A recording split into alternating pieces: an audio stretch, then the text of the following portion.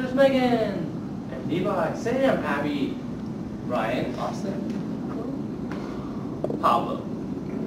Yay!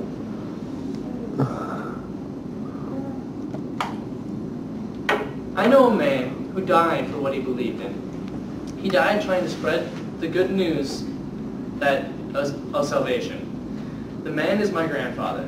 His name was Nate Saint, and he died nearly 50 years ago.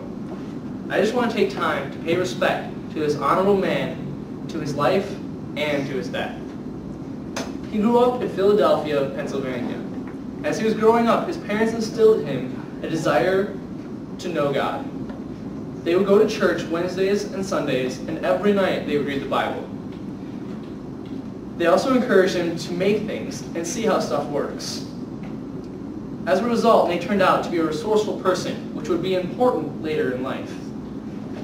His father was Lawrence Saint, who was also quite the inventor, and he made some famous stained glass windows in the National Cathedral. By the time he was in his teens, he took apart car engines just for fun.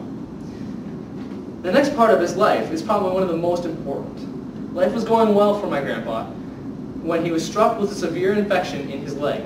After being bedridden for several months, he made the commitment that if God healed him, he would do whatever God wanted him to do.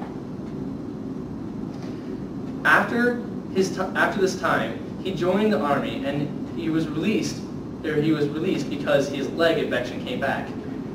After his time in the army and trying to go to college, he became a part of MAF, a missionary flying organization. Some of his friends had the feeling that they were supposed to reach out to people with God's word. They came to the conclusion that they were supposed to reach out to a savage tribe of people in Ecuador. This is where Nate, my grandpa, came in. He could fly them in to the remote areas of Ecuador.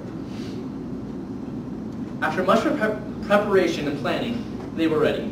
They flew into the remote beach and made contact with a few from the tribe after a long time of waiting. It appeared to be going well, but all of a sudden the tribe came and killed my grandfather and his friends, Roger Udarian, Ed McCully, Pete Fleming, and Jim Elliott.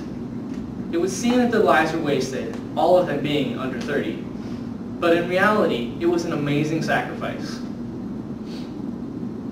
They proved that even if you're young, you can make a difference.